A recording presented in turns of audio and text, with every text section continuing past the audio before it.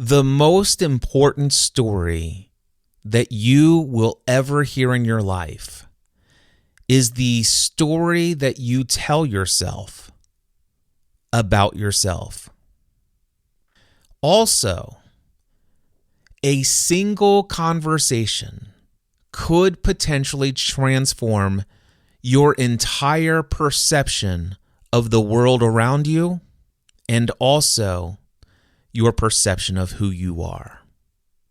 I'm going to share that as an example in a conversation I had recently during one of my live streams in just a few moments. What started out as a technical question related to starting and launching a podcast network transformed into a deep, meaningful conversation that radically shifted one's identity. There was an expansion of possibility that had once been there before, but through circumstances of life, for whatever reasons, there was a constriction of that possibility. There was a constriction, a limit of that identity. But through a single powerful conversation, the expansiveness returned, the limits dissipated. I'm going to share that again in just a few moments. But first, I want to open up and tell you about a recent experience I had in the Green Room Mastermind. Some of you have been following me for a very long time, and you know that I am in a mastermind relationship with 5 incredibly amazing online business people that I look up to and respect at the highest level. And so I wanted to share with you something unique that I did just recently with my hot seat. I asked this question. As a matter of fact, I'm going to play exactly word for word the recording of the question that I asked. If somebody that you know didn't really know who I was, but just heard somebody mention me, and they also mentioned that I was a friend of yours, what would you say to that person about who I am and the work I do in the world? The reason why I asked that question is these men have all known me for more than 15 years.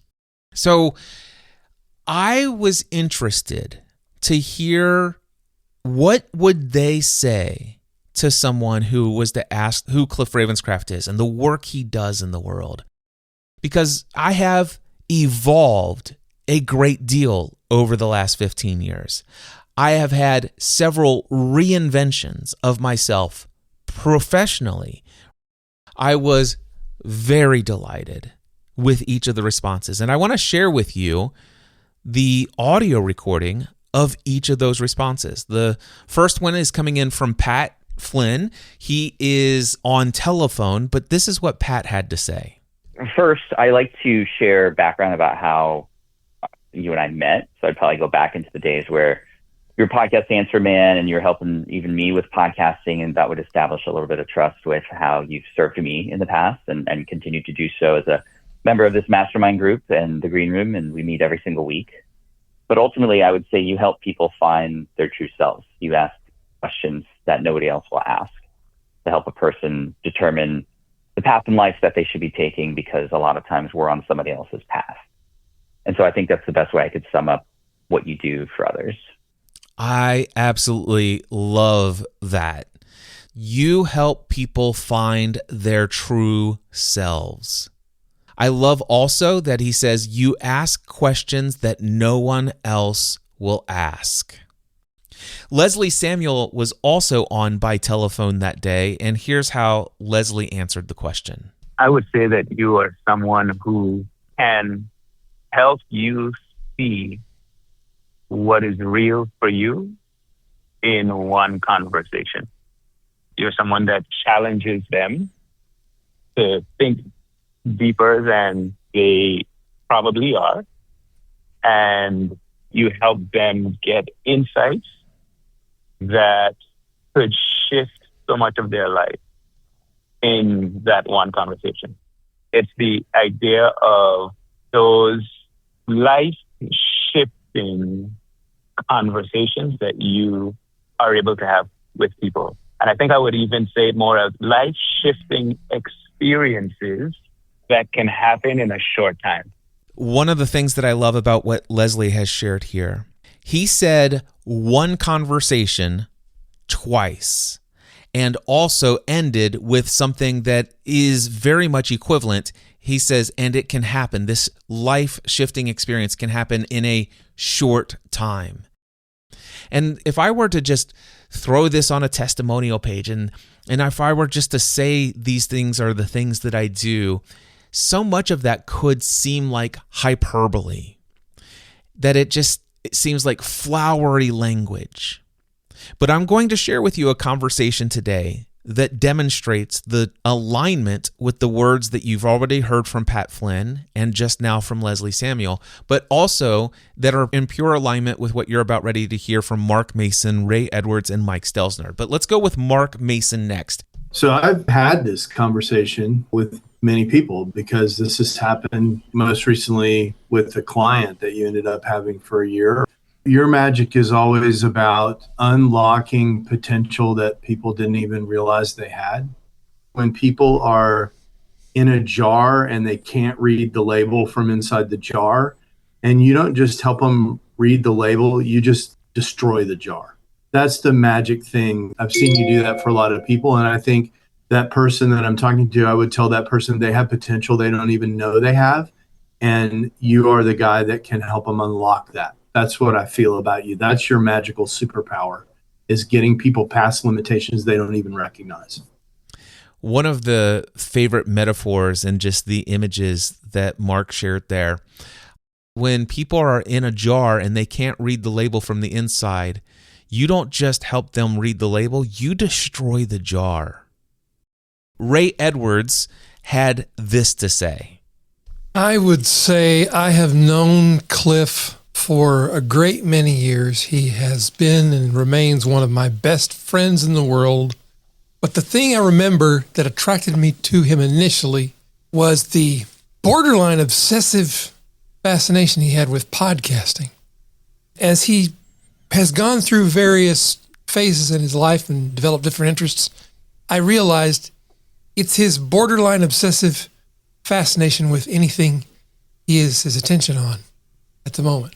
All the good things that he's been learning, he loves sharing them. And I love the fact, and I think this is his superpower, is he is able in a single conversation to cause me to confront the truth I need to confront in my life right now.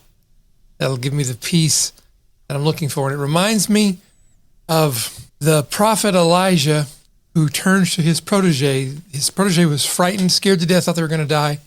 And the prophet Elijah said to his protege, well, he said to the Lord, Lord, open his eyes so he can see. And suddenly his protege looked around and saw the armies and the chariots of fire that had gathered to his purpose.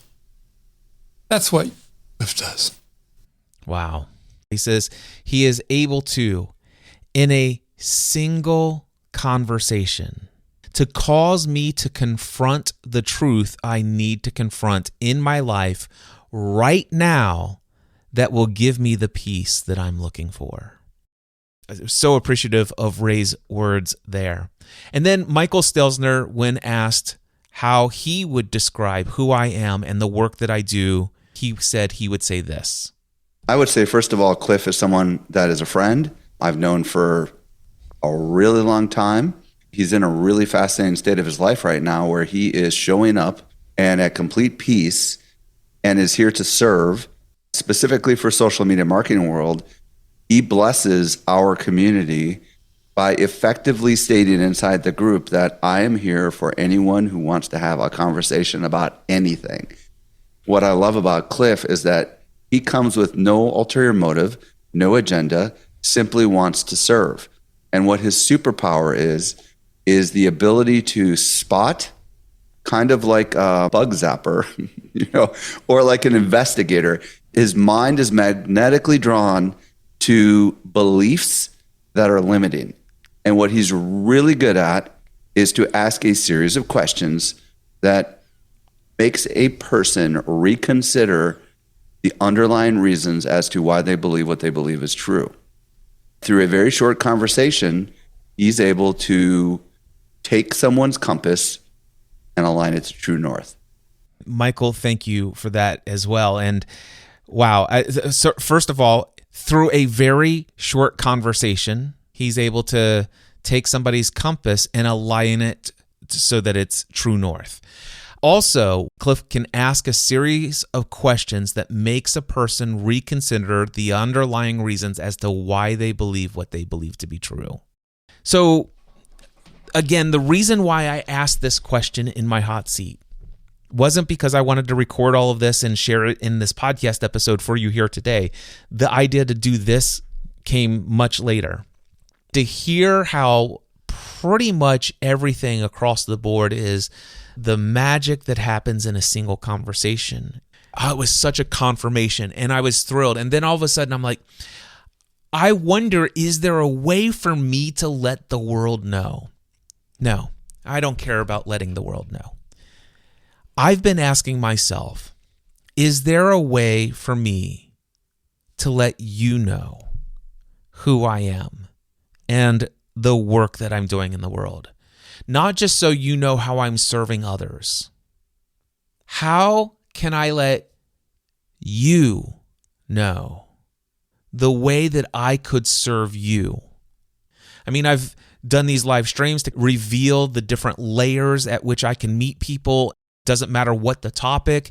It's a demonstration of my ability to be fully present, to see the different layers of the insights people gain, the transformation. I've been doing all of that, but also, very specifically, this is, I see this and witness this. This is great that you get to see how I'm showing up for others, but have you thought how I might be able to serve you? So I've been doing these Ask Me Anything, How May I Serve You live sessions. I've been doing them for 3 months now. I recently had Niiamah join me. And what you are about ready to hear is the conversation that took place. Please understand, Niiamah had no idea I was going to be live. I had no idea what Niiamah would bring. Well, first of all, I didn't know if anybody would join me that day. And notice his question started with a podcast-related question. He wanted to create a podcast network where he would create and generate a lot of podcast content, and he wanted some advice based upon my experience on how to go about selecting the right hosts to facilitate shows on his podcast network. That is a very surface level question. What you will hear is me meeting him on that level, but I want you to witness where that conversation started and what happened by the end of the conversation. Then you will understand why the 5 members of the Green Room Mastermind said all of the things that you heard just a moment ago. Here's that conversation with Niiamah right now. How can I be of service to you today? Yeah, I saw that you were doing this. I thought it was fun. And so I wanted to come in and play with you. What kind of scope, in terms of asking you anything, what kind of scope are we looking at here? So the word is anything. Okay. All right. So let's play with this. Right now I'm in a place where I'm looking to up my podcasting game. I'll bring it in the podcast world and move from being a podcaster to being a podcast network owner. Right. So I'm looking to get somewhere around like 100 podcast episodes done every single week. Right. Not by me, but with other people that are actually hosting it. And so I think I'm going to start off broad and see what comes in there here. But from like your experience, I know you've been doing podcasting for years, what would you say would be like some of the things to look for in terms of getting a really great like podcast facilitator? I usually have more than one person come on the conversation at a time, but like literally right now setting out invitations for people to come on to facilitate these conversations. And I'm curious from your standpoint, like what I should be looking for and basically what I should be saying no to, because I'm very open-hearted overall. Okay, so podcast network. The first question I have for you, you said I'm going to start out broad. What does that mean when you say I'm going to start out broad? I'm not necessarily sure. Like I have a platform. It's Outliers Edge. I've been doing it for years. Been bringing in people in for it. The main thing for me right now is because I haven't brought other people to facilitate. My general sense here is like, let me start. Let me go messy. Let me get people in. Let me see how I manage that, and then from there understand how to dial it in more. I just like to be able to like skip some of the messiness phases of it, knowing that it's still going to be messy. Does that answer the question? What about topic? Have you, or niche? Is there any thought into that? Yeah. So the people that I speak to, I call them outliers. They are like high performing, high achieving business owners and entrepreneurs, as well as leaders. And what really gets me is if I'm bold enough to go there, each of them is leading a movement in their own right. It's not just about creating cash for cash through their business, but it's really about impact and change in their world, whatever that happens to be, whether it's their team, whether it's through their clients, so on and so forth. So the way that I'm looking at this when it comes to this is I have infinite ideas as to where it can go. And it's not like that's the different topics can be on business to leadership, or it could be on change makers versus leaders versus like entrepreneurs. Like I can see it slicing in many different ways. The bigger parts of it being like, I'm willing to do more and mess up and find like, oh, okay, these are the 5 topics that really stick. These are the 5 ones where I can bring people on. We can have a really good conversation, as opposed to trying to get it right off the bat, because I don't think I'd have enough data to be able to make an informed decision about that. What I hear is the niche is entrepreneurs, business owners, leaders who are very much involved in leading a movement of their own. Yeah. And like, they have their own platform. Like Cliff, you like what you're doing right now for me would be like, I would say, yes, you're like, it's a part of this, right? I think it's different than like, okay, I am selling a widget or I'm selling a phone case covers. It's like, we're here to uplift people. They have maybe their own way of looking at it, but they have their way of doing it. And then when it comes to the leader side of things, some of them are, and this is part of what will come through the element of, increased niching down and such, but my overall component is working with the people who are different than others, who are shaping our world differently. And I think like I have found it to be really beneficial to not go and get like a whole bunch of entrepreneurs in the room only, because then they only come up with entrepreneurial thinking, as opposed to getting the whole ecosystem of change makers in the room and being able to facilitate from that perspective. Right now, my business is focused on coaches, consultants, people with online businesses, so on and so forth. But the real pull for me is to see like, hey, what happens when we actually create this outlier community and then allow for the extra synergies to take place?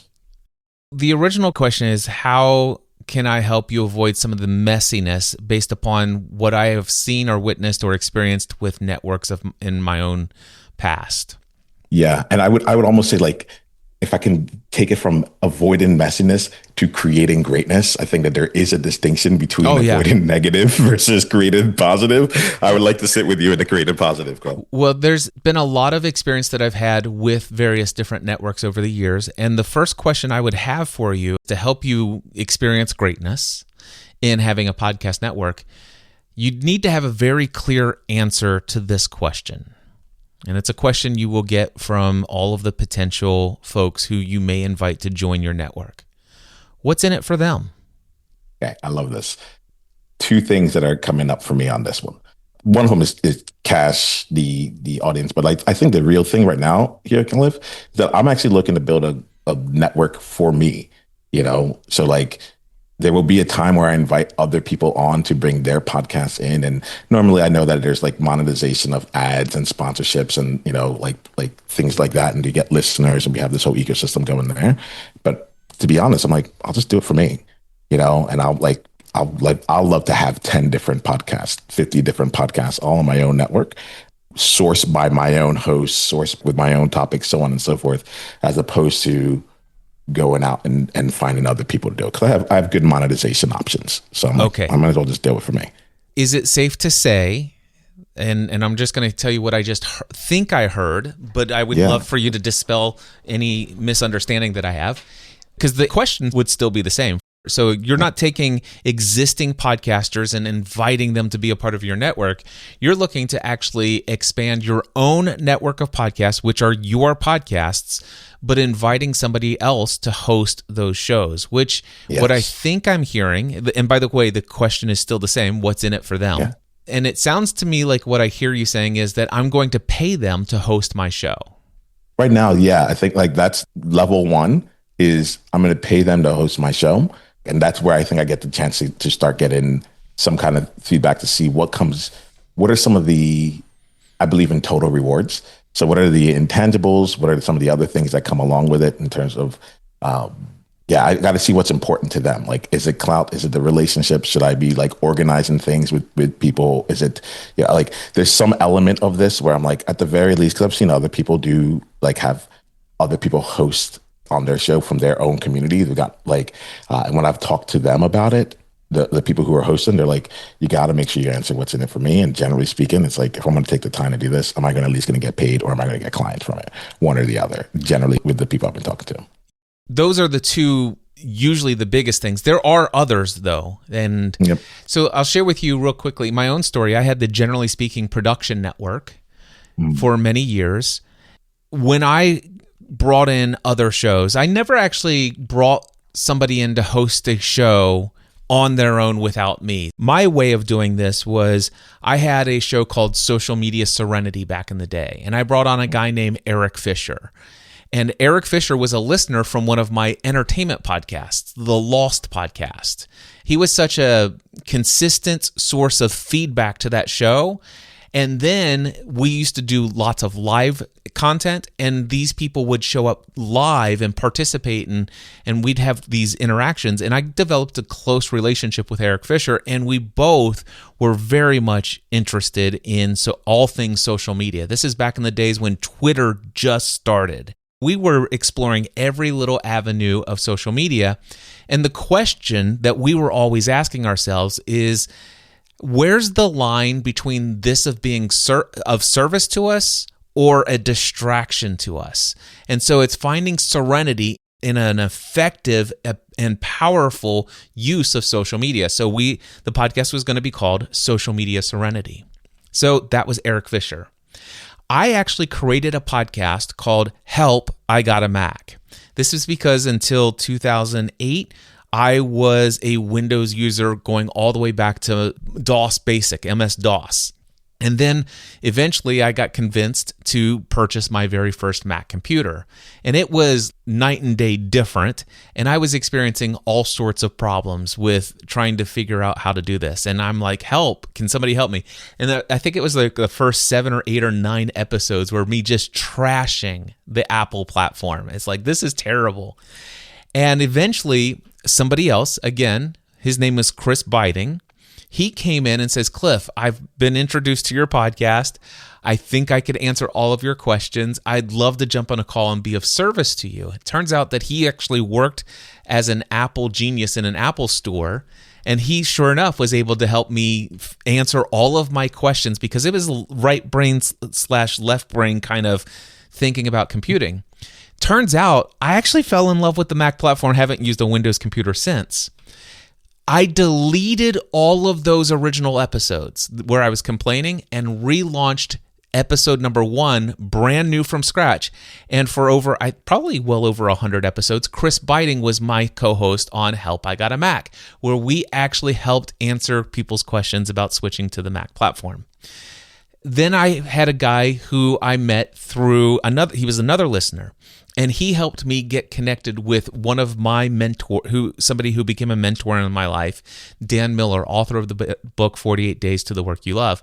And as we started to talk and I got to know more about him, I found out that we both had a passion for learning all of these little nuanced apps that would help us do our online businesses more effectively. So we did a podcast together. I invited him to be my co-host for a show called Business Tech Weekly.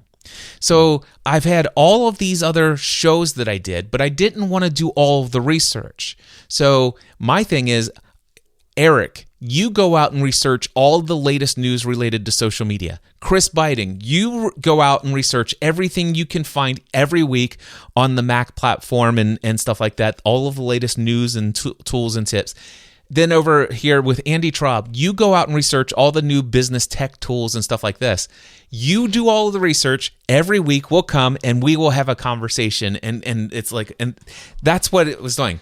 Interestingly enough, didn't pay any of them anything. Never once did they ask. I actually asked them. I said, listen, I want you to understand this is something that I am doing as a way of generating income for my family. And right now, we're not profitable enough to where even it makes sense. I'm not even getting a high enough return on investment to really pay back myself, let alone share the revenue with anyone else. But I have a question for you. Are you interested in doing this for the love of the content? Number 2, to grow your impact and influence in this area, and to become known as a thought leader in this particular niche. Ironically, all 3 of those guys that I just mentioned today, their entire career, their professional life has been shaped by their being a co-host on one of my shows. So I just wanted to share with you that there's more that people can get out of this than I have to be paid or I need to get clients. None of them got clients from this. None of them got paid by me, but they all today will tell you that their professional career that they experience today all stems back to their being a co-host on a show with me. So just wanted to throw that to you. Let me just pause there and ask you what's coming up, because I can see the look on your face that's just something's happening. Yeah, so there's multiple things going on, multiple things simultaneously. One, I'm glad I came on here. I saw a notification. I was like, I need to just check it, So I'm very glad this is already incredibly beneficial. 2, it's helping me see a few different options. Like what's going through my head, Cliff, right now is the question I brought up in here, right? The element of, compensation being far more, the reward being far more than monetary compensation, the benefits of that, my ability to deliver on that, on the intangibles in that regard. I'm like, oh, I can really deliver on that. Like that's easy. And really getting into like just small things. Like I know a lot of people who love to like podcasts, but as soon as it gets to all the editing and finding the guests and all that stuff, they're like, I'm out. I'm like, well, you could do the podcast and I'll take care of getting the guests and taking care of everything afterwards. I just want to be able to democratize and have more people on it. And I physically can't do that. And so there's something in there where I'm like, oh, it's a very different invitation and I'm good with paying. But I think what's changed is that it's brought mission first, impact first, leading with that, and making sure that like, hey, we're also going to make sure that like, why not make money from this? There's something in it that I think also challenges me to make this into a profitable endeavor by putting my skin in the game that way. But that is one thing that like, based on the question I gave you, I feel like where I would have gone off would have been to get like mercenary facilitators, And as you're talking, it became way more important to me to have people love what they're doing, love meeting people, love facilitating this, be naturally curious than the dollar amount, which I'm still willing to give. And I'm excited to give because I'm like, oh, I have to become a better entrepreneur in order to be able to do that. And I think I just like that story more, where it's like, you have something unique. I value that, and I'm going to show you. So that's my first response. Do you mind if I share with you all the things that happened after the question I asked you was answered? Yeah, absolutely. Okay. After that, what ended up happening was I'm like, oh, that's right. Like Cliff's in the game of podcasting. Right. And I think more than I want to, it's so funny. It's like, I tell people, they're like, oh, I'm not a podcaster like you. I'm like, I'm not a podcaster. I'm a business owner who has podcasts, like it's like my default response to it. But I could hear in how you leverage podcasts, not just from the profitability side of things, the business side of it, but it's like, if you have an interest or an inkling, you can like spin up a podcast around it and go. And I think that like a part of me is like, oh, that'd be really fun to like have fun with this again. Oh yeah. So, you know what I'm saying? That's like that really came to me. I made a recent commitment to be podcasting until I'm 100. So I'm like, okay, I want this. I want to get into this. And there's something that you have that I was like, this game is so much bigger than, I don't know. I just feel like being in space with you right now is allowing me to be like, what if like I really did dedicate myself to this medium? Well, if one were going to create a network of podcasts, I would recommend that one absolutely be all in with a passion and love for the medium of podcasts. Let that hit. What I know is that I have a passion and love for conversations and like its transformational power. Like my change making, I believe that my vehicle of change is conversation. I believe strongly in the power of a podcast, as in the fact that it's so accessible and available and like anyone can start and anyone can listen. It's an interesting thing because I'm not like in love with, like I don't listen to other podcasts. You know, I did. I started out in 2013. That's when I first heard about you, Cliff. You've been on my radar for 12 years now. And so there's something in that realm where it's like, oh, I'm not fully committed to podcasting overall, but then I see you and I did like just being in this conversation, I'm like, there's something to this that goes beyond what there's a place to step into this that is like 3 or 5 levels higher than what I'm actually imagining. Yeah. I'm thrilled that you're picking up on that. For me, ironically, I don't know if you are quite aware of how deep I am. You've been following for about 13 years, I hear you saying. Are you aware that I have over 55 podcast shows and over 4,800 episodes with my voice out there with an average of more than 1 hour per episode? No, I was not aware. And are you aware that of the more than 55 podcast shows I've ever done, only 2 have been monetized? Did not know that, no. Yeah. See, I came into this from the world of doing it as a hobby. And I did go and turn it into a full-time career. And I did go and create a network because I thought that creating a network was going to be how I was going to be able to fund what podcasting was making possible in my life. Hold on one second. All right. The reason why I podcast is because when I was doing the television show Lost, I started getting handwritten letters from people. 3 of these letters are letters explaining why someone chose not to commit suicide because of something they heard me say in a podcast. These are some of the most important printed out emails that I've had. These are the postcards and thank you notes, handwritten from all over the globe, from people that have said, your content has absolutely, hands down, changed the entire trajectory of my whole life. And so you're looking at a guy who, when he was 18 years old, had no other desire than to be of service in a ministry capacity to other people for the rest of his life.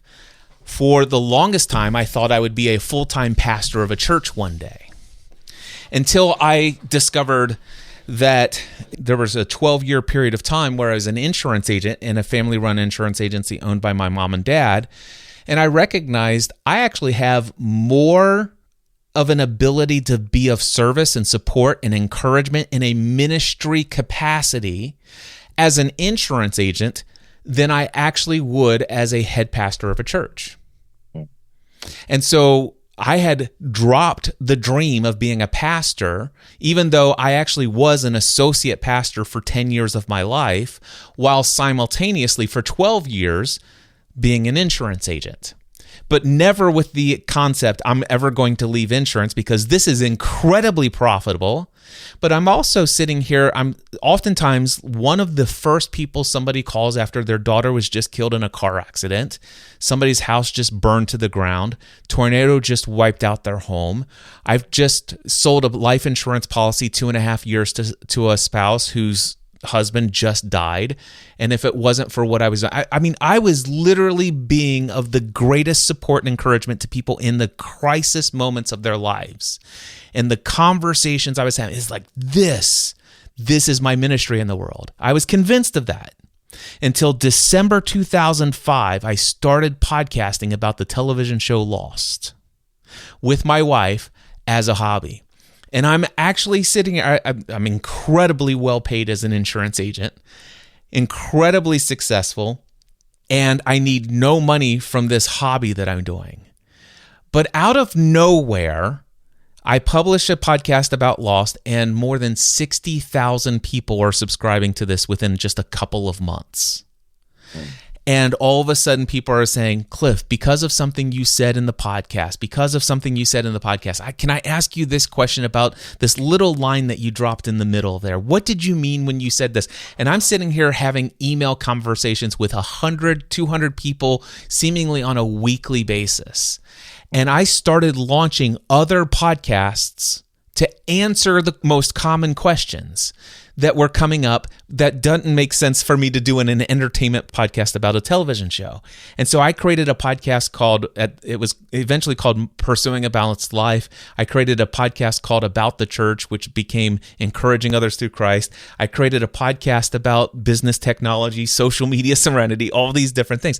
All of this branched out. And eventually I asked myself this question: what would life be like if I could do this for a living, for income, instead of selling insurance? Now, this was not podcasting. This is what was leading to all of this. Yep. And I'm like, and so my earliest idea was, generally speaking, production network. I'm going to get paid just to sit behind a microphone with a bunch of co-hosts and lots of different advertisers. And I had sponsors. I had some things and stuff like that. But eventually, for me, people were more willing to pay for me to teach them how to launch a podcast as the podcast answer man than I was earning from all of the content.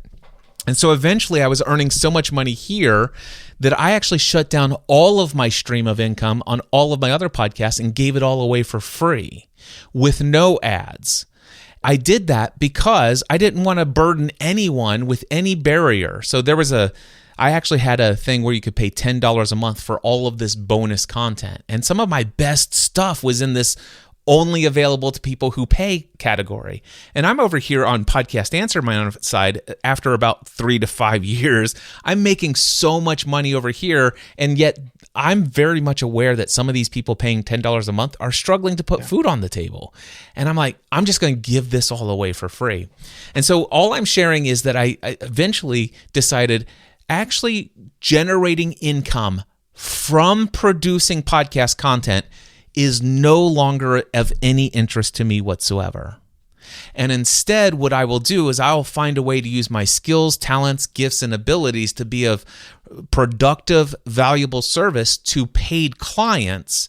And I happen to be a guy who has a business. My business is coaching, education, workshops, speaking, paid mastermind groups, which I don't currently have going right now. But all of that, it's just, I go out and create content about anything and everything without expecting a single penny in return from the actual production of the podcast itself.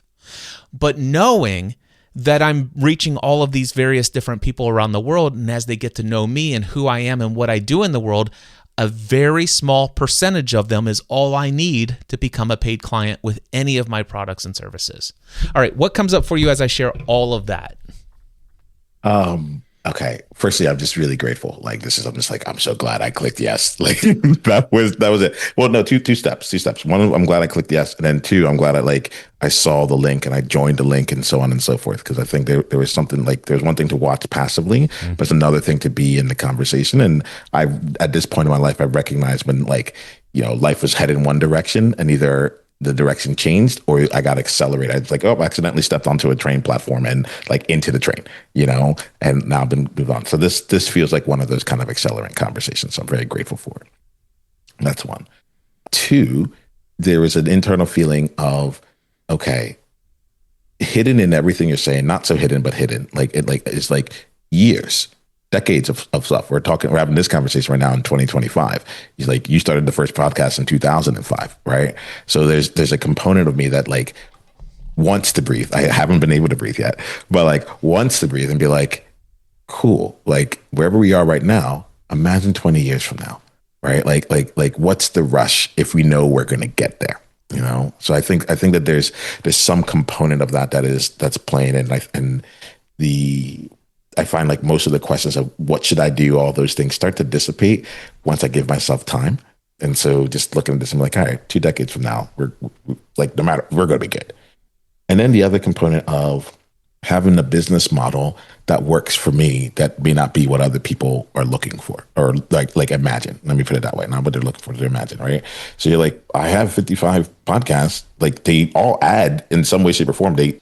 You're walking, you're talking, you're the podcast person. Like you're still doing it, right? But you're able to give copiously, knowing that some of that is going to come back to you with some person that's listening to it, that listened for fun and then said, I would love to do this for myself. I'm inspired. I'm sparked. I'd love to go do this. And they come join you through the actual channel that you're monetizing on, or that you're creating clients through. And that actually feels really lovely to me, because I think what happened there was that it was actually more, the idea for more came on. Like, Cliff, it's really great talking to you because you're like 55. Like, I'm like, most people I talk to, I'm like, hey, I'm releasing 7 days a week. I'm releasing 3 days a week. And they're like, ooh, that's a lot. And I had a conversation with someone who was like, come on, man, step up your game. We're releasing through our network here, like 70 episodes a week. And I was like, oh, finally, like, this is not a lot. It might seem a lot to an individual who's doing it on the side for a hobby, but like in the grand scheme of people who are committed, or organizations that are committed, this is not a lot. And so talking to you, Cliff, it's like, it's not that I'm going to just do more for the sake of more, but I think that there's, I feel a little bit more room to experiment, to make mistakes, to find something that I'm interested in, and to use a podcast. And there's I don't think I've given myself the room to like have a hobby or just to play, you know, in a very long time. And that's what's coming up. And it's like both it's podcast and community. Those are the two things. It's like conversations and community. And I'm like, oh, well, the same idea would apply if I wanted to create a community around, let's use your talk about loss. Right now I'm watching Love is Blind. I'm watching these things in isolation, but my main thing is I got to bring people together. As long as I'm bringing people together, then I'm good. And there's something in the not having to have the whole entire business plan laid out from, you know, step A through step Z.6, you know, that feels freeing, feels aligned. And everything you're saying, I'm like, I know what to do with this. This is not just inspiring. It's like, oh, okay, this is the plan. This is what you wanted to do to some extent, but you hadn't really allowed yourself to say like, this is all right. Like, sure, I have a ton of podcasts, you know, yes, we have a lot of different communities. That's awesome. But like, what I do is this work. And so I think it's really lovely talking to you, because it's even an element of like, I'm not a podcaster, right? Doesn't like I'm hearing you're like, look, I have my places of making money. I podcast. I love doing it. It's great. Like, but I didn't feel like you were limited in any way. Yeah. You know, I felt the complete opposite of, you're like, I'm going to use this platform of podcasting because yes, you know, but, yeah, I got a lot from it. But it's like, for me, it's really about kicking down the walls that I've put up and expanding into like, hey, look, wait, this is also possible. Let's just give it time. Yeah. And one of the things that I picked up on, you've said it a number of times in this conversation, is being willing to get it wrong. You don't have to get it right out of the thing. We talked about creating greatness instead of avoiding the messiness. But one of the things that I will tell you is one of the things that has allowed me to experience the freedom that I think that you're sensing is that I've never attempted to avoid any messiness. In my podcasting journey over 20 years, there has been a lot of messiness. But I've never allowed anything to keep me down. It's just, I'm in this. I'm in it for the long haul. And for me, it's not necessarily, it's not a love for podcasting. It goes to something you said earlier. It goes to the ability to share conversations. Now, for me, a majority of my 4,800 plus episodes are solo hosted shows where I monologue for an hour. That's legit. But I'm still involved in a conversation. And what I mean by that is oftentimes those episodes are prompted by an email I've received or a conversation I just had or something I just witnessed. And then I begin to talk about it and I share what comes up for me. I may share some insights that I've gotten, how this is impacting me and stuff like that. And then at the end of the episode, has any of this resonated with you? Is there anything that comes up for you that this is an answer to a prayer you've been praying? I want to hear from you. Is there anything I've shared that you have questions about? Email me, cliff@cliffravenscraft.com. And then people email me. And so it is about dialogue. And it's about just sharing. What am I learning? What am I exploring? What am I discovering? What are my big dreams that I'm going after? And sharing my successes. And I love sharing those. But my audience most loves when I actually have big dreams, big goals, big aspirations, and big plans that seemingly feel like they're bulletproof. This is absolutely going to work. There's no way Cliff could ever fail at this. But man, is it incredibly valuable for my audience when I come back 3 weeks later, 3 months later, or 3 years later and talk about how big of a massive failure that turned out to be and all the lessons I learned from it. Here's what I learned in the early days. When I invited people to follow me on my journey, as I left a lifetime as an employee to become a full-time self-employed business owner where I don't even know anything about creating an online business in 2008, I knew this. People are intrigued by following two things. They either love to actually watch a train wreck or they love a good success story. And I'm going to give them one or the other, but it's going to be an entertaining ride the entire way. And I've actually given them both. I've been both a train wreck and a success story all at one. I think that's the part that's really cool. It's living out loud, and you're coming at the time where you meet me at a time where I'm getting a little teary here, but like I've stepped out of thought leadership. There was a time where I was big on it, and I was like, I need to actually go and create more. And now that I hear this, and I reckon there's just a lot going on through me right now where it's like, oh, okay, messy is the path. It's not necessarily, it's not about avoiding it. Like, I think that's the thing. Like when I came and I said avoiding messiness, I think that like that was a part where it was like I'm trying to get it right, all that stuff there. Achieving greatness or going for greatness, like I know messiness isn't. That's even part of it. I'm like I can't tell you exactly what this is because I know it's going to be messy. I'm like I don't need it to be dirty. Like it doesn't need to be like that bad, but like we can move it this way. Yeah. There's a podcast network out there. I'm not very familiar with it other than the fact that one of the hosts of a podcast that I listen to every week has his own podcast network. I know that it's a significantly popular network. It's called The Incomparable. If I'm not mistaken, the best I can tell you just from context is that it is basically an entire network of people that's related around pop culture style stuff. It's called The Incomparable Network, and it's run by Jason Snell. So Jason Snell is the leader of The Incomparable Network. That is a network, as far as I know, is profitable. It has a business model where it earns income, and it also has a network of shows where Jason Snell has shows on his network that are not his shows. So I feel led to share that with you so that you have another example to go and look at. One that has been around for many years, and one that's still around, and one that has an incredibly powerful, positive reputation. Appreciate it. That's not the only podcast network out there by any stretch of the imagination, but it is one that I feel led to share with you here in this conversation. What other question do you have? Is there anything else that I can, as far as I'm concerned, just so you know, I'm here until 5 p.m. at least, so I still have another 39 minutes. I want to be respectful of your time. You don't need to stay on just because you joined me, but I want you to know you have unlimited access to me for at least 39 more minutes. Feel free to say, Cliff, I think I'm good. I'm done. I'm going to tap out. Or if you have anything else, where do you want to go in this conversation next if you want to continue? Yeah, I think I'm going to take the opportunity to dance in the moment. If you mind giving me just a couple seconds just to think through this. There is no rush here, my friend. So I'm playing through a couple different things. It's still along the same lines. I feel like in the creation of this, there is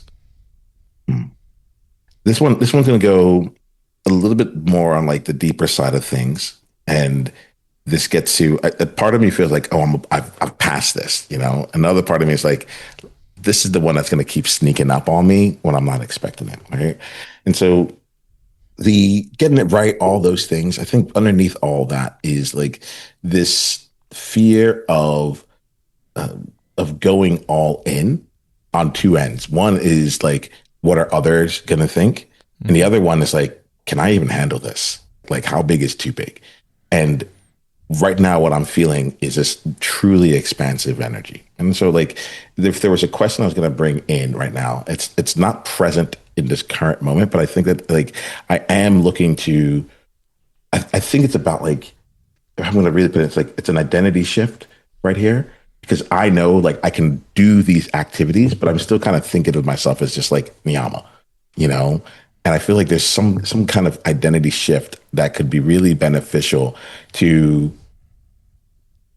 make what's being created not an action to get to, but a place that I'm coming from. Like, it's just like, it's like, I don't know how to describe it. I'm like, I'm in my office, but it doesn't feel like I'm like in my office, if that makes sense.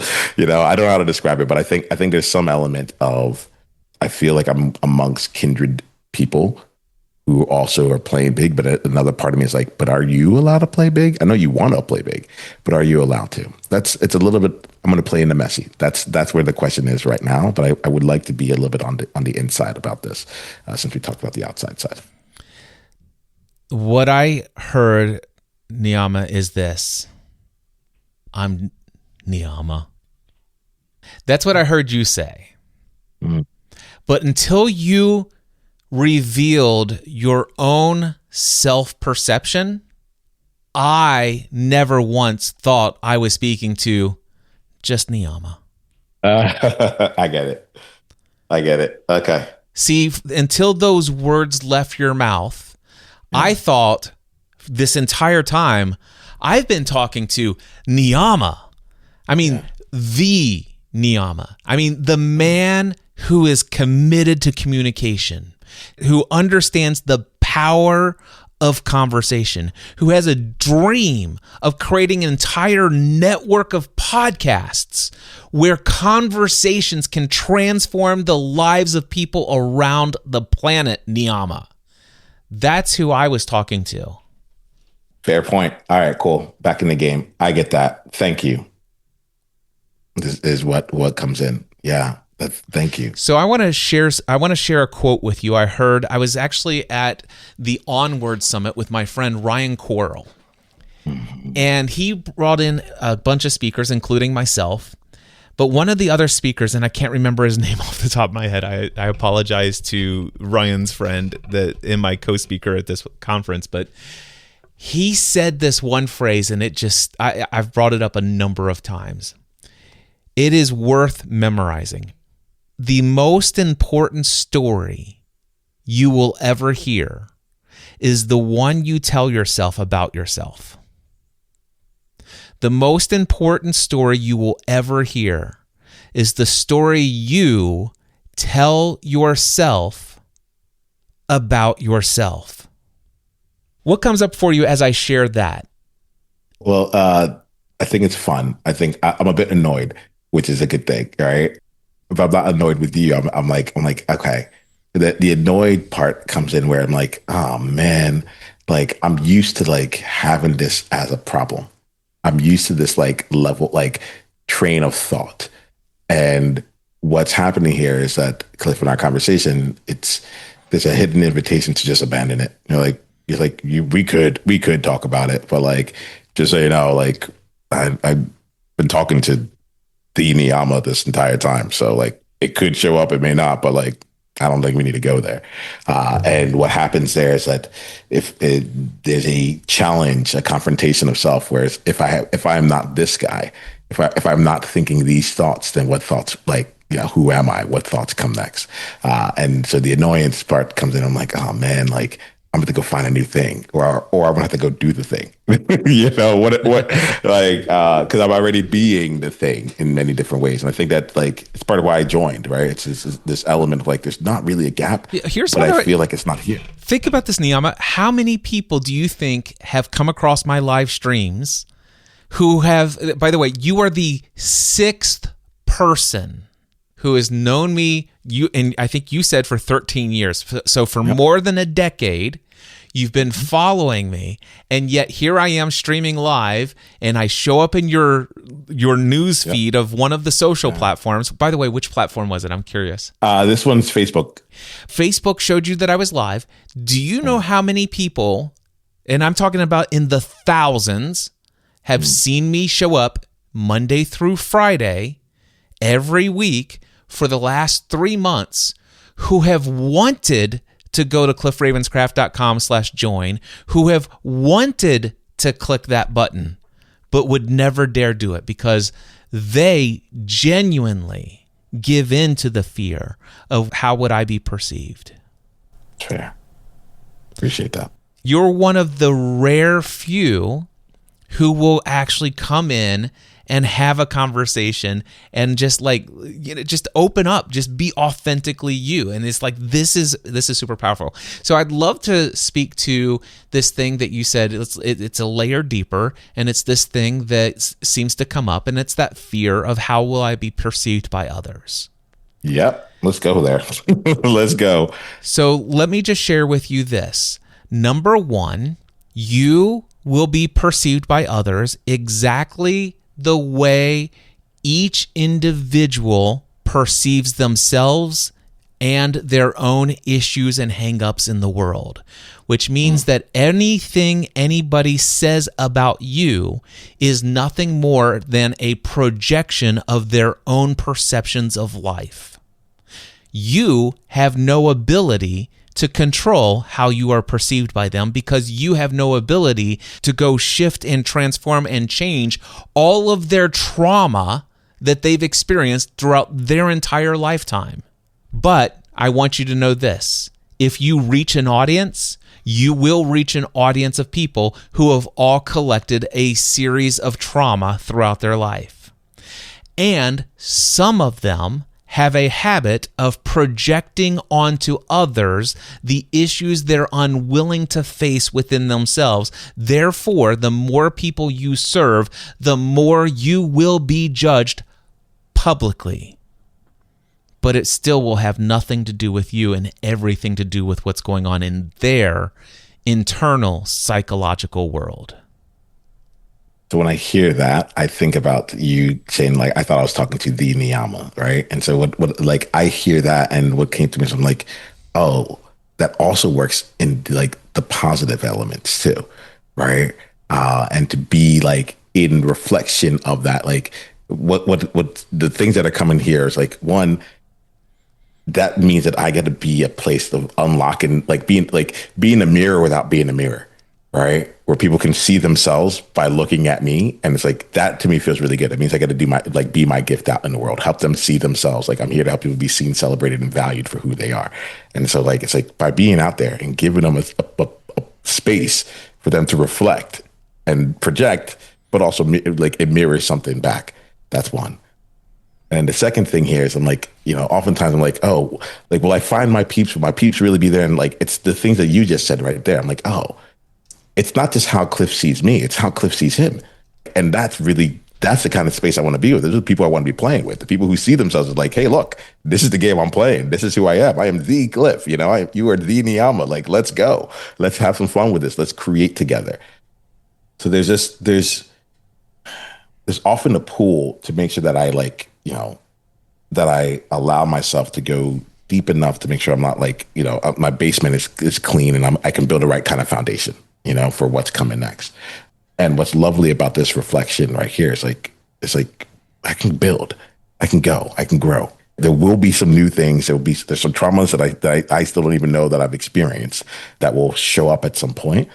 But like in terms of like green light for, are you ready for the next level? Are you ready for this next thing? That part.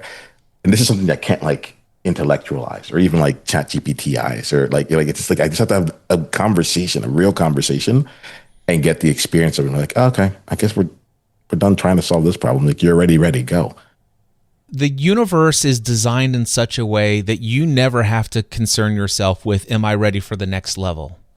Because you'll never be presented with something that either, number one, you can't handle already, or that isn't intended to help you overcome your current felt perceived limitation. Yeah. Okay. You're always being magnetically drawn towards that next level. There's nothing you can do to avoid it. You can run from it, but your running from it in fear is a part of your journey towards the next level. You won't escape it. So you don't need to concern yourself too much about that. There's an Oprah Winfrey quote that I remember a long time ago, and I can't remember exactly how it goes, but it was something like she used to worry about people people used to say to her, who do you think you are? And she goes, but one day I finally stopped listening to those people and I started showing up and say, this is who I am. Let that one sit for a second. I'm resonating with this one a lot because it's one of those things right now where I know that I'm on a mission. I know that I'm out there in alignment. I'm out in the world doing things. But I often tell people, and this is why this is hitting me so much. I often tell people, I'm like, there will be a day when a book is written about the things that I've done, and then someone will be able to like decipher what it is that I did, and they'll create whatever linear like progression is or like whatever techniques like that will come. But right now, that's not my work. My work is not to know that. My work is to be actually in creation. Yeah. And I think that's when I hear you say that, that's what's coming up for me here, where it's like, who do you think you are? I'm like, you know what? I don't even know. I think I'm going to find out after I see what I do and who I be. Right? You tell me in the 50 years. And even more than that, there's an invitation, should you choose to accept it, to decide who you are and go out and be it. Yeah.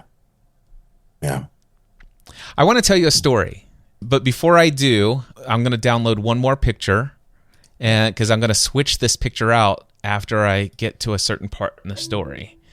And I have another quick question for you. Yeah, you go right ahead with your question. Go right ahead. But I like what you're using. Like, can you tell me a little bit about your tech platform for this? This is one of the coolest things I've seen. This is really fun. Yeah, this is Ecamm Live, and I have a pro account.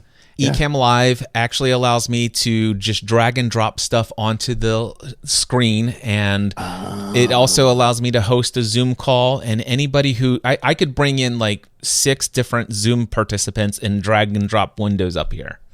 So it's pretty wild. All right, so I want to tell you a story. So this goes into how will I be perceived by others. So I want to share with you a dream that I had where I was going to go speak in San Diego. I live on the East Coast side of things over here in Kentucky. And so I was going to travel to San Diego like I do every year to speak at the Social Media Marketing World Conference. And every year that I would go there, I'd add 2 extra days either on the beginning of my trip or the end of my trip so that I'd have a travel day to kind of chill, and then 1 full day of 8 hours from 9 to 5 at the San Diego Zoo. I just love the San Diego Zoo. And for year after year after year, I'd always listen to an audiobook while walking around for 8 hours. Well, in 2020, I had a dream. It was January 2020. I had this dream that I would have somebody who would decide to spend a day of mentoring with me at the San Diego Zoo for $5,000. So for $5,000, one person could actually walk side by side with me for 8 hours in the San Diego Zoo, and we would do one-on-one mentoring. And in my mind, I'm like, okay, this is a huge discount, because normally I would charge $15,000 for 8 hours of mentoring with me here in my hometown. You'd have to travel here. Here, we're going to be doing it in the San Diego Zoo, and it's only a third of the cost, right? So this, in my mind, this is my dream. This is what I'm going to put out there. So I actually started talking about it in my podcast. I wrote an email or two about it and all this other stuff. And one of the greatest fears, and by the way, I'm reading from my notes because I've actually told this story so many times. One of the greatest fears that many people have is how they will be perceived by others. Here are 3 questions that might come up for somebody when they're thinking about asking somebody to pay them, pay me $5,000 and you can walk by my side at the San Diego Zoo for 8 hours. So here are some questions. What will people think of me if I were to ask for this much money? People will think that I only do what I do for the money. Or people will think that I'm taking advantage of others. All right, and then I could go on and on with the fears of how people will be perceived. Now, the next thing from my notes here, it says, you will often be criticized and judged by others. I'm happy to report that I'm a fully recovered former people pleaser.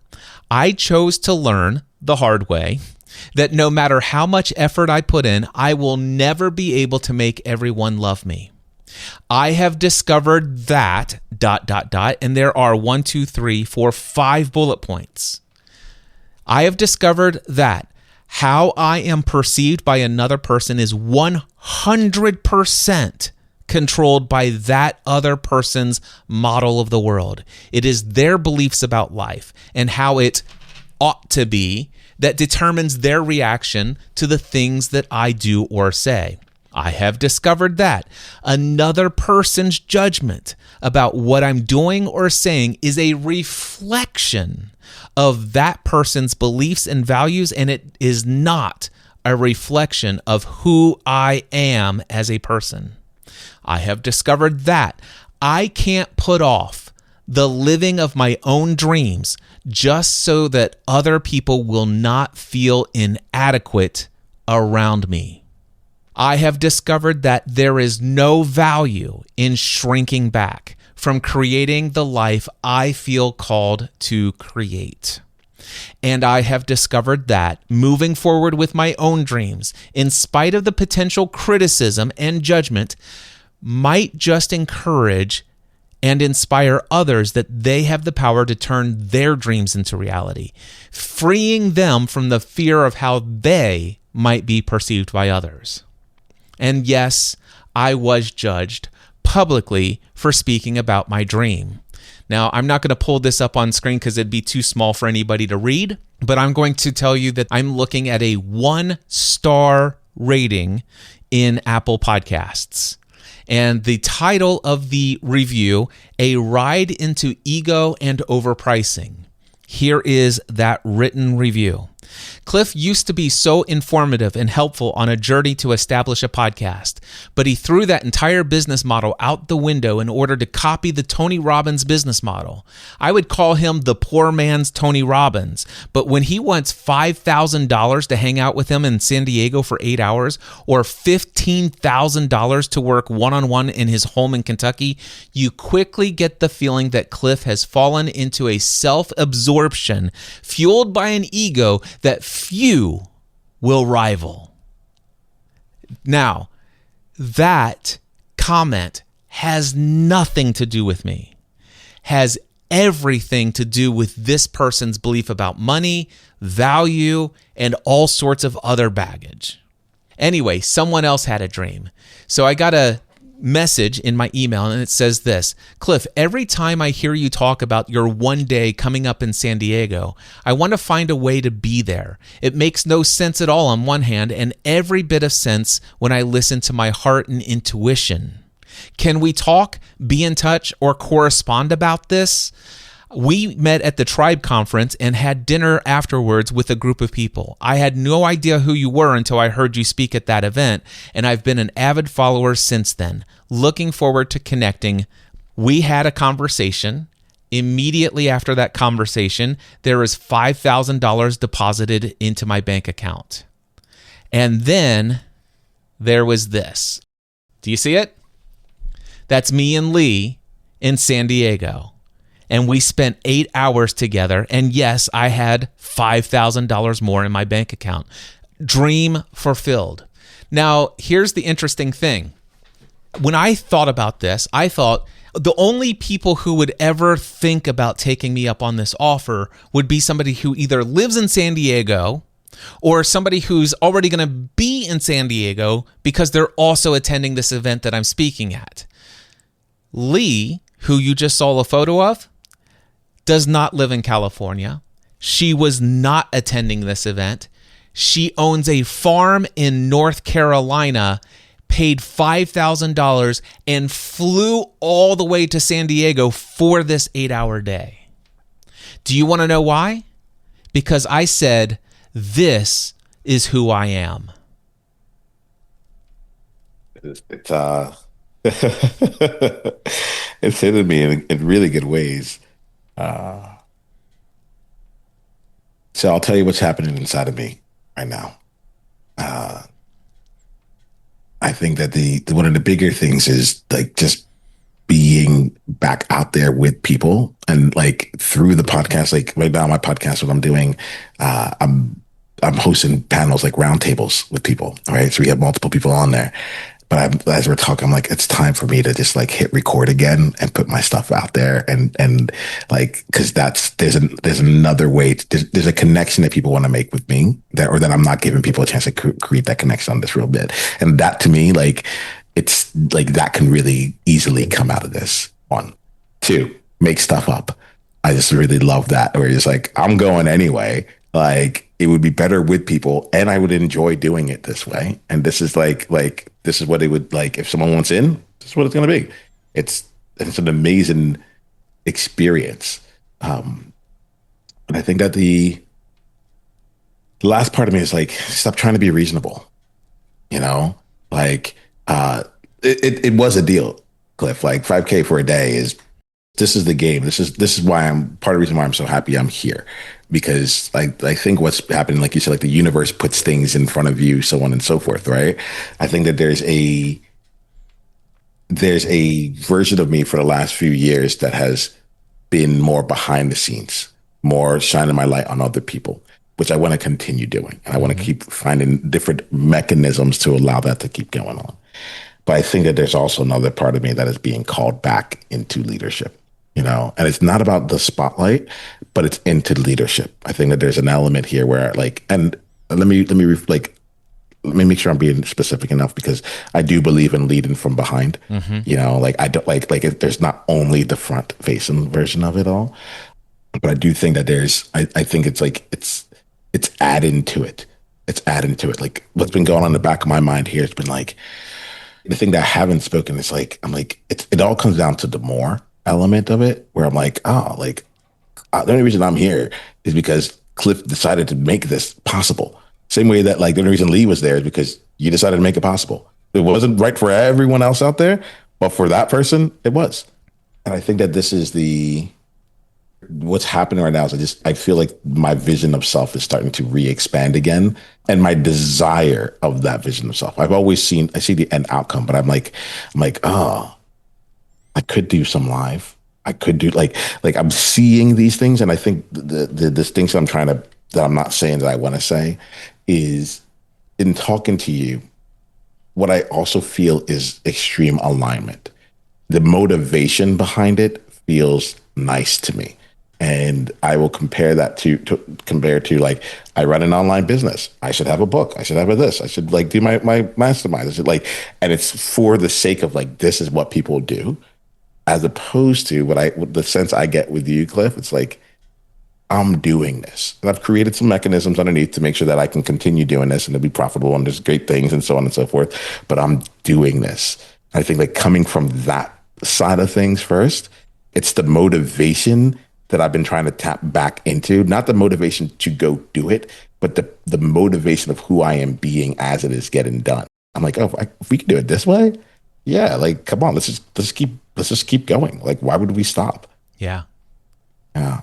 It's a gift, man. It's a gift. I appreciate this conversation. It's really like, it's hitting me in a big way. And you also put in something here around a fully recovered people pleaser. I was like, you can do that? 'Cause I'm still calling myself a recovering people pleaser. So I'm like, oh, just to know that there's an end to this here. Like that's also a game changing insight right there. Yeah. As soon as I began to really understand people's psyche and trauma and the need to go through a healing process and the spiritual journey and stuff like that is like, my desire to please other people is, it doesn't, there's no existence of it. There's nothing I can do to please anyone.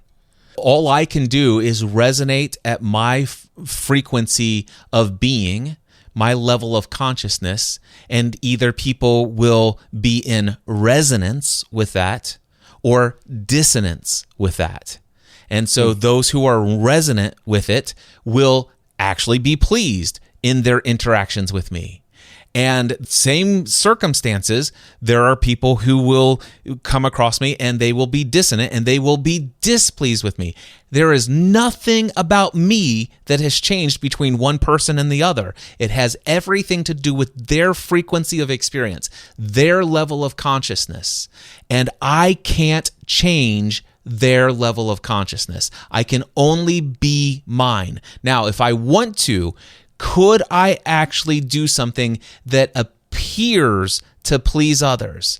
Yes, I could take my level of consciousness and I could shrink down to their level of consciousness. And as long as I play by their fears, you know what? You're right. Who was I? I was so wrong. It was so arrogant of me. I shouldn't be asking this much. You know what? People should be allowed to just hang out with me for free. Who was I? Well, that was such an idiotic thing. And then all of a sudden, now they're quote unquote happy with me. But the reality is, did I please them? No. All I did was actually come down and vibrate frequency at their level. That's all I did. But that's not who I am. That's actually me changing who I am to be in alignment with their desires. And that's not what I'm here to do anymore. And so I gave up that gig altogether. This is painful. I'm not gonna lie, that one was painful. Like I was with it, and I was like, and you said it, and I could see this moment in 2020 when I was like on top of my game. We're getting the lockdowns, COVID's coming in here, and I'm like, and I'm talking to my coach, like, it's our Super Bowl, let's go. And I'm talking to people, and they're like, I was living in Singapore at the time. They're like, you don't get what it's like here, so on and so forth. And I asked myself, I'm like, am I missing something? Like, I get it, but like, am I like, what's going on? Why? Like, I literally asked myself, Cliff, this is what I don't want to say out loud, but like, I'm like, am I human? Like, am I missing? Like, there's something major going on apparently. And I'm like, like in this conversation, vibing higher than what's going on. And so the part that like, that sucked about what you said right there is that like, in all of my maturity came by and said, all right, I really want to be with you. I want to support you. So let me reduce my frequency. I stopped meditating. I stopped doing all these things. And then I'm like, tell me about your fears. Let me live in the fears with you. Let me just sit there with you in this so that I can meet you, and then hopefully I can get you back up. Turns out, and like what you're experiencing right now, I think is like the result of that decision, which is it took me 5 years to get back to the place where my energy was like now able to even approach where I was beforehand. And what I didn't realize is that I didn't classify it as people pleasing. That's the part that is the gut punch on it. That's the part that's like, oh, I don't want to hear it that way. But I love it because it's like everything I stand for is how can you just be more you in the world? Yeah. And when you frame it in that way, it's like, oh, I get it. Like I left the BB path to try and be with others, but that wasn't my path. That wasn't my path. I took it. And I've been trying to find my way back up because I remember it. I'm like, I used to do that. And oh yeah, what was that like? And it makes this journey make more sense and be like, let me not protect, but honor the vibes that I have and play with that like even more fully. Yeah. Yeah. That's just, I'm grateful, but at the same time, like I shudder at the same time. Yeah. What actions do you think are going to come out of our conversation today? So to me, it's around my motivation has shifted, right? So what's happened is that the aperture in which I can look at like where my next steps are has blown open really wide. There's components of this here where I can give you specific actions like, okay, I'm going to go make the post in. I'm going to go reach out to people to come in and be podcast facilitators. And I'm going to change like the language so that we're coming from a place where like the experience itself is amazing. And we're getting people who would do it for free, but don't have to. Really looking for that and getting that level, like mission driven versus mercenary, the way I'm thinking about it. So that feels really good. There's the other actions for me is it's the world has opened up again. So like, it's like just, I'm like, I might just hit record, whether it becomes into a podcast or not. I might just hit record. I was looking at my calendar. I was like, I was supposed to reach out to all these people. My calendar is completely empty. I need to go make sure that I keep making sure that my calendar is always full. And then like, just even being here, it's like, well, the invitation came. It was a broad invitation. It just said you're live, but like, it doesn't take much to get on a call. It doesn't take much to go create with someone. I can call someone up and be like, what are you doing right now? Great. Let's have a conversation. I'm here for you. I'm serving, whatever it is. Like I can do my magic with them. So I feel that I look at my calendar with all this white space in it, and I was like, and now I just see like names, and blocks coming in there. So there's a lot of actions, but who I am being is more unleashed. Even a reflection of like, you're the sixth person. I'm like, this isn't hard for me. So like, let me not pretend that it is. There are opportunities out there that are constantly available, and I'm choosing actively to like swipe on a notification of life saying that it's here. And I just feel really activated again to just be like, oh, go play hard. And like, it's your game to play, and let people know, similar to how you did with the San Diego Zoo. It's like, this is the game I'm playing. For those of you that feel aligned with it, come join me. And for those who don't, like, we're okay. Like, but for those who this is for, I got you. I can play all day. Yeah. So that's what I got from this. That's awesome. I love it. And there's one thing I just want to share with you. So with these live streams, I've been doing these for approximately up to 90 minutes a day. Well, for the first 2 months, it was like, I'm going to be here for 90 minutes no matter what. It was only this week that I started saying, you know what, if I go more than 10 or 15 minutes without somebody joining me, I'll just go do something else and just let people know on the replay that go to this URL and there's a schedule when I start my next live stream. When I say that you're the sixth person who has been following me for more than a decade, but we're just now having this level of conversation for the first time. That would not have happened because you're not subscribed to my podcast and you're not on my email list. And no matter how many emails I sent out or how many times I mentioned this opportunity on a podcast, you would have never come here because of that. And so it's one of the reasons why I'm doing these live streams like this. The second thing I want you to hear is that when I was emailing my list and I was actually letting people know, like I went out of my way to tell people here, I've actually had about 35 or 40 amazing conversations, almost at the depth of this. I've already released, I think, 13 or 14 of them in a podcast episode. I've got the rest of them queued up, ready for me to edit and put some content in front of it so I can release them. The most important thing I want to let you know also is that there have been 3 times I've sat here for 90 minutes. Not one person joined me. Matter of fact, not only did not one person join me, not one person even commented in the comment section on any of the platforms. Just me sitting here, no one. And you talk about, it's like a train of thought. All of a sudden it's like, oh my, Cliff, are you ruining your reputation? Are you going to demonstrate that you no longer have impact and influence? If it were Pat Flynn, he'd have 5,000 people in his live stream and people would be jumping left and right and blah, blah, blah. And all these people know, it's like, and all this other stuff. And I'm like, that's hilarious. I remember that 8-track that was on a loop. But that's an old version of me. But I just still want to tell you that not everything you do is going to be greatness. There will be messiness. There will be times that are uncomfortable to the ego side of you. That ego persona, that guardian that's trying to protect you and your image and how you're perceived by others. It will be, it's like, it will shriek. It's like, what are we doing here? If it weren't for my getting over that people pleasing, getting over my fear of how I'm perceived of others, you and I would have not had this conversation today. Yep. I do know for a fact that every time I've sat here for 90 minutes and done nothing, I know for a fact there are people who actually had the live stream on the entire time. And you want to know their perception of me? Their perception was equal to their level of consciousness. Yep. It's guaranteed, because I know for a fact J.R. Lawhorn, who has been here since the beginning of this live stream, by the way, he's the one who says Happy Wednesday, Cliff, and he's like, hey, I'm trying out the X platform, and he's like, the delay is shorter over here. So he's been here the entire time. But here's what I know about J.R. Lawhorn. His level of consciousness is very high.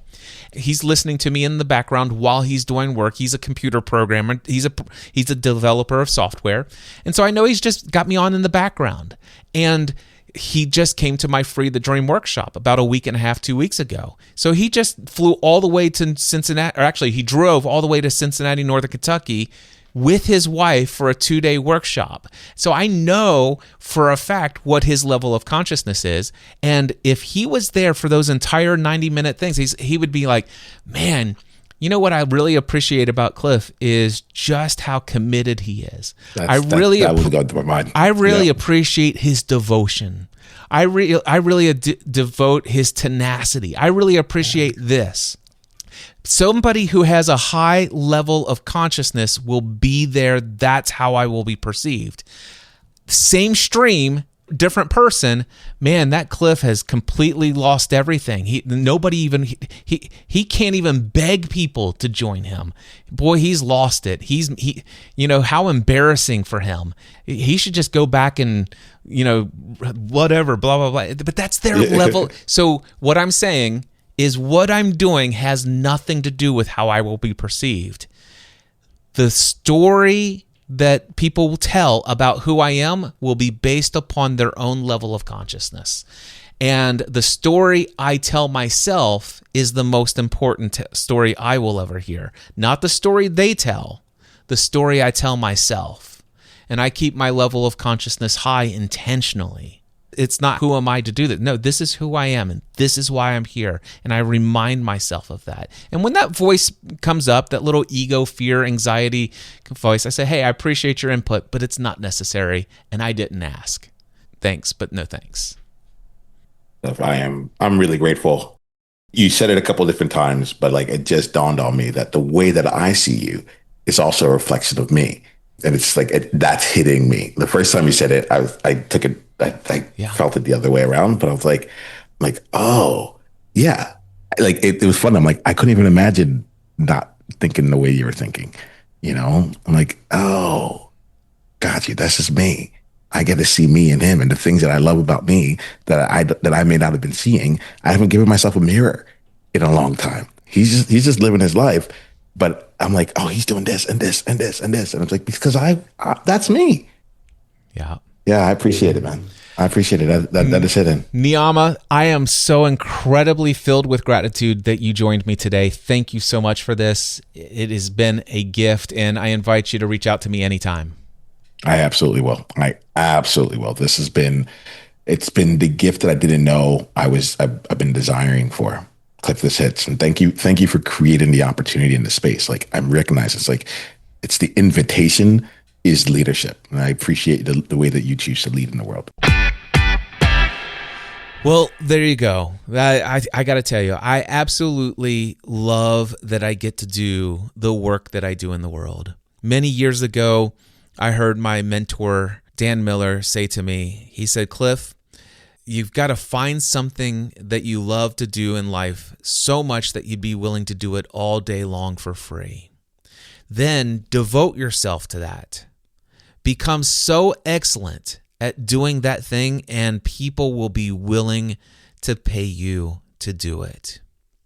Well, I've had an incredibly blessed career in developing an excellence in conversations where I am fully present and helping them achieve what it is that would be the most soul-aligned experience of life for that person that I'm talking to.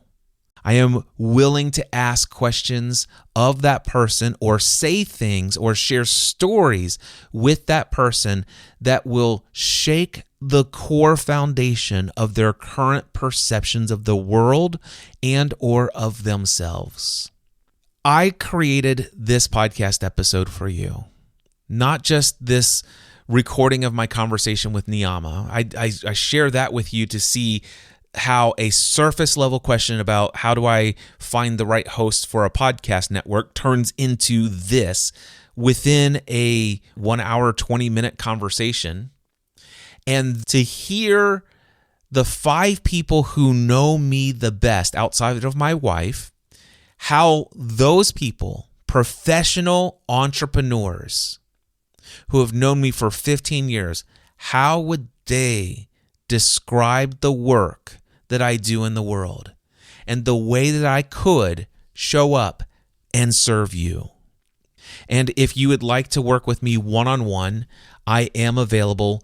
If you have never hired me as a coach before, I have an introductory package that would allow you and I to get started. That would be an offer that might be very difficult to pass up. If you have anything in your life where you have this vision or dream or feeling, this sense that there's something more you're meant to experience that you haven't quite yet figured out how to experience in this world. If you're currently, let's say, stuck inside the bottle, feeling like you've got hurdles and obstacles and challenges or problems that seem insurmountable to you, doesn't matter what they are, a single conversation could create a breakthrough and a transformation that will never allow you to go back to seeing life the way you saw it before we had our conversation. That is what I offer to all of my clients in every coaching session that I have with them. I wanted you to know that I am available to help you through these conversations.